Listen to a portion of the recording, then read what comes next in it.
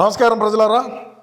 ముందుగా ఆంధ్ర రాష్ట్ర ప్రజానీకానికి అందరికీ కూడా మా పార్టీ తరఫున క్షమాపణలు తెలియజేద్దాం అనుకుంటున్నా ప్రజలారా. ఎందుకంటే మా పార్టీకి సంబంధించినటువంటి గతంలో అన్న పాదయాత్ర చేసినటువంటి రోజుల్లో మరి అన్నకు ఫిజియోథెరపీ చేసి కాళ్ళ నొప్పులు తగ్గించినటువంటి ఎంపీ గురుమూర్తి గారు ఆయన గూగుల్ డేటా సెంటర్కు సంబంధించి దానికి భూములు ఇవ్వడం దానికి మీదకి సంబంధించి ఆయన హైకోర్టులో వేసినటువంటి పిటిషన్ ఏదైతే ఉన్నదో దానికి సంబంధించి మనం ఒక చిన్న వీడియోని విశ్లేషణ చేద్దాం. ఎందుకంటే గతంలో మనం చేయలేనటువంటి పనులన్నీ కూడా కూటమి ప్రభుత్వం చేస్తా ఉండాలి అనేది ఒకటి లక్ష్యంగా ఈయన పెట్టుకొని మరి ఎంపీ గురుమూర్తి ఆ రోజుల్లో కాళ్ళొత్తి కాళ్ళ నొప్పులు తగ్గించినాడని చెప్పి ఒక కృతజ్ఞతాభావంతో ఆయన్ను ఏకంగా పార్లమెంటుకు పంపించినటువంటి మన మొగోడు మరి ఆ మొగోడు ఈ మొగోడు ఎందుకు పోయి మరి గూగుల్ డేటా సెంటర్ మాకు వద్దు దానికి సంబంధించినటువంటిది ఇదంతా కూడా ఆయన పిటిషను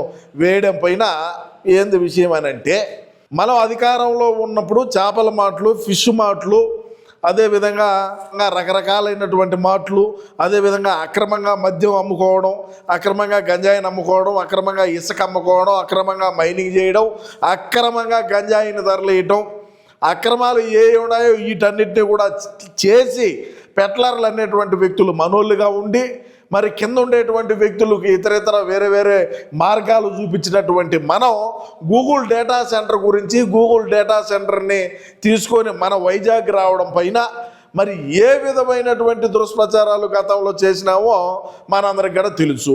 అదేవిధంగా చూసుకుంటే ఇదే గూగుల్ డేటా సెంటర్ని తీసుకొని వచ్చింది కూడా మన జగనన్నేనని మన పార్టీకి సంబంధించినటువంటి కొంతమంది నెలవారీ జీతగాళ్ళు, కొంతమంది రోజువారు డిబేట్లలో కూర్చొని పాల్గొనేటువంటి వాళ్ళు, మరి కొన్ని పెయిడ్ యూట్యూబ్ ఛానళ్ళు, మరి కొంతమంది అన్నకు కింద జాకీలు వేసేటువంటి వాళ్ళు, ఎన్నో రకాల ముసుగులో ఉండేటువంటి వ్యక్తులందరూ కూడా మరి జగన్ గారి హయాంలోనే అయింది అదంతా కూడా అని కొంతమంది అంటారు. మరి కొంతమంది అదొక గోడవు, దానికి బీగం వేసి బయట ఒక గురకాన్ని పెట్టేచ్చే అదే గూగుల్ డేటా సెంటర్ అంటారు. మరి కొంతమంది ఈ డేటా సెంటరు మన రాష్ట్రానికి వద్దని, లేకంటే భూములు అక్రమంగా ఇచ్చినారని చెప్పి మరి ఈ విధంగా హైకోర్టులో పిటిషన్లు దాఖలు చేస్తారు. ఏమి నమ్మాలా, ఏమి నమ్మకూడదు అంటే అర్థం మీ అభిప్రాయం తెలియజేయండి. ఏమి నమ్మాలా, ఏది నమ్మకూడదని. పోతే ఇదే గురుమూర్తి మరి ఈ ఫిజియోథెరపీ ఎక్కడో కాళ్ళు ఒత్తుకొని ఎక్కడో మసాజులు చేసుకుని అదే ఫిజియోథెరపీ చేస్తూ ఉండేటువంటి వ్యక్తిని పార్లమెంటుకు పంపించే ఇట్టే ఉంటారు.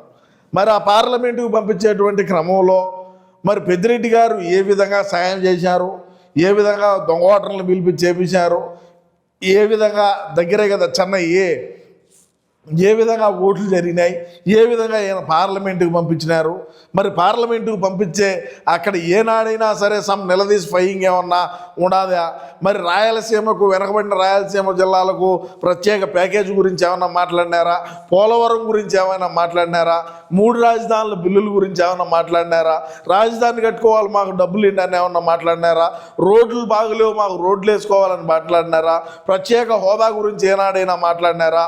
ఎక్కడా మాట్లాడరు. ఈ గూగుల్ డేటా సెంటర్లు రావడం పైన లేదు, గతంలో మన జగనన్నే స్వయంగా అప్పుడు పాదయాత్రలు చేస్తున్నటువంటి రోజుల్లో కియా పరిశ్రమ గురించి ఏ విధంగా మాట్లాడినారు, మన రాష్ట్రంలో ఉండేటువంటి అమర్ రాజా బ్యాటరీస్ ఏదైతే ఉండదో దాన్ని కొద్దిగా మేము పెద్దదిగా పెంచుకుంటామంటే ఇక్కడ పర్యావరణం కాలుష్యానికి అంతా ఇదైతుందని చెప్పి ఏ విధంగా పక్క రాష్ట్రానికి తెలంగాణకు పోయి పెట్టుబడులు పెట్టేట్టుగా చేశారు. మరి ఇవన్నీ మన ప్రభుత్వంలోనే జరిగినట్టే కదా. మనం ఎక్కడా కూడా ఏనాడు కూడా మనం పెరిగి కట్టగట్టింది ఏమీ లేదు. లేకపోగా మరి ఇటాంటివన్నీ పగిరి మాటలు, ఇటాంటి పాలేరు మాటలన్నీ ఎందుకో నాకైతే ఏం అర్థం కావడంలే. అంటే గతంలో మన అమ్మంటి రాంబాబు గారు అన్నట్టు మీరు పోలవరం ఎప్పుడు కడతారో పూర్తి చేయండి అనేది అంటే నాకు తెలియదు, నాకు ఇట్స్ వెరీ కాంప్లికేటెడ్ ఇష్యూ అన్నాడు కదా. అదేవిధంగా ఈ గురుమూర్తి చేసిన పనికి రాష్ట్రంలో ఉండేటువంటి ప్రజానికం అందరూ ఏ విధంగా ఆలోచన చేస్తారనేది ఒకసారి మీ అభిప్రాయాన్ని కూడా తెలియజేయండి. వీడియో చూసే వాళ్ళు కూడా మీ అభిప్రాయాన్ని తెలియజేయండి.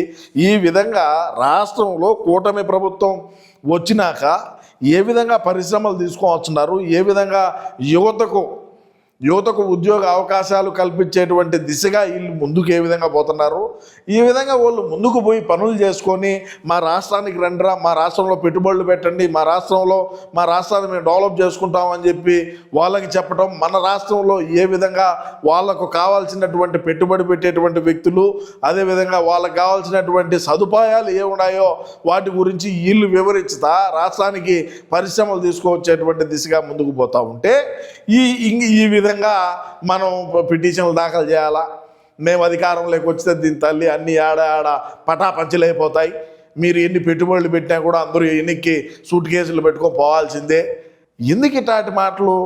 రాష్ట్రంలో ఉండేటువంటి ప్రజానికం ఏమనుకుంటారో, మనం ఈ విధంగా చర్యలకు పాల్పడితే ఈ విధంగా వాళ్ళను ఎనికి పంపేయాలని చెప్పి మన ఆలోచన విధానాన్ని ఏమనుకుంటారు? 5 సంవత్సరాల పాటు మనం ఎక్కడైనా ఏ పరిశ్రమనైనా తీసుకోవచ్చినటువంటి చరిత్ర కానీ దాఖలాలు కానీ లేవే. కూటమి ప్రభుత్వం అధికారంలోకి వచ్చిన తర్వాత అభివృద్ధి పనులు జరుగుతున్నాయి, రాజధాని పనులు ముందుకు పోతూ ఉన్నాయి, రాష్ట్రంలో పరిశ్రమలు వస్తూ ఉన్నాయి, రాష్ట్ర ఆదాయాన్ని పెంచే దిశగా ముందుకు పోతున్నారు, రాష్ట్రంలో లా అండ్ ఆర్డర్ కరెక్ట్గా ఉండాలి, సంక్షేమం కరెక్ట్గా అందుతుంది, అదేవిధంగా రైతాంగం బాగుండాలి, మహిళలు బాగుండారు, వీళ్ళందరూ కూడా బాగా ఉండాలి, ఏదో ఒకటి చేయాలనే.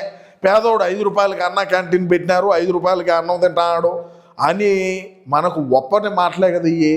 మనం ఎందుకు చేయలేకపోయినాం ఇటువంటి పనులు? ఇప్పుడు ఆ ఎంపీని తీసుకొని వచ్చి ఆయన పోయి హైకోర్టులో పిటిషన్ దాఖలు చేసిన పాట ఏమవుతుంది? ఏమవుతుంది? మెట్తో కొట్టింది కదా హైకోర్టు వారు కూడా. వాళ్ళేం మన మాదిరి ఏమి చూసి రాసే వాళ్ళు ఏం కాదు కదా. వాళ్ళు ఉన్నతమైనటువంటి చదువులు చదువుకొని